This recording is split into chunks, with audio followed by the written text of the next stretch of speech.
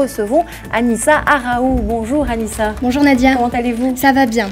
Alors, donc vous allez nous parler de l'Hermione qui est arrivée à Tanger. C'est la première escale de ce célèbre 3 mois dans la ville du Détroit avec avant un très très long périple. Et ce sera donc le fait marquant de la matinale et c'est avec vous. On vous écoute.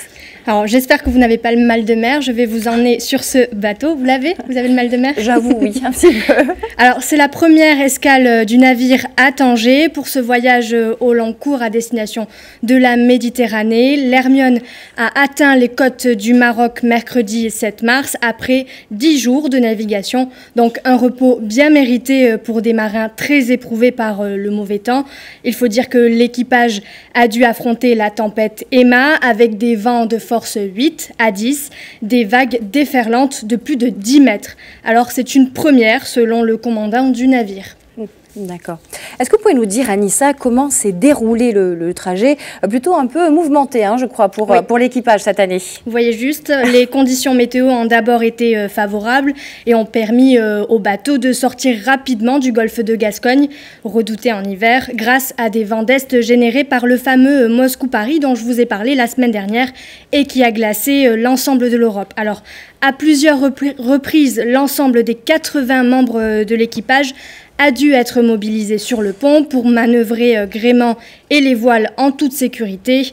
Selon Yann Carigou, le commandant du navire, aucun dégât n'est à déplorer à bord de l'équipage et l'équipage s'est très bien comporté malgré la fatigue. Alors, la situation météorologique ne s'étant pas améliorée tout de suite, l'Hermione est allée s'abriter à Fnidek où le navire a jeté l'ancre dans la nuit du 2 au 3 mars. L'équipage fatigué a enfin trouvé du repos bien mérité. D'accord. Alors une petite question, Anissa, combien de temps le bateau va rester à Tanger ? Alors, bonne question. Le 3 mâts, c'est un 3 mâts, je ne l'ai pas encore dit, est parti de La Rochelle et va rester en escale à Tanger jusqu'au 13 mars, avant de reprendre le large pour mettre le cap sur Sète. Ce sera la première escale prévue après Tanger et finira à Bordeaux le 13 juin. Alors, l'Hermione, pour la petite histoire, l'Hermione originale a été, parce que vous imaginez bien que l'Hermione que nous connaissons aujourd'hui n'est pas le même que l'Hermione qui date du XVIIIe siècle. C'est une frégate à nul autre pareil. Elle a conduit le marquis Lafayette de France aux Amériques en 1780. Là, il a aidé les insurgés américains dans leur guerre d'indépendance face aux Anglais. Et quant à la frégate, elle sombra sur les rochers au large du Croisic en septembre 1793. Et donc, la construction de la réplique que nous voyons aujourd'hui à Tanger, celle que nous pouvons voir aujourd'hui, commence en 1997 à Rochefort, son port d'attache. Est-ce qu'on peut la visiter, cette fameuse Hermione?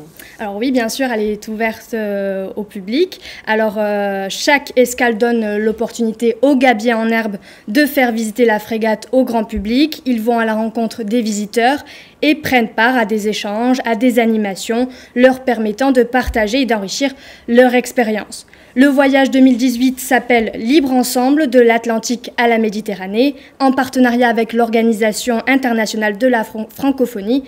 Et c'est l'occasion de proposer une programmation très riche à la jeunesse tangéroise, concours pour des jeunes développeurs, ateliers de formation, expositions, donc allez-y. Voilà, un beau programme pour tous ceux qui ont envie d'aller visiter l'Hermione. Il nous reste 4 jours, jusqu'au 13 mars. C'est ça, tout à fait, voilà. jusqu'au Merci 13 mars. Anissa. Merci à vous.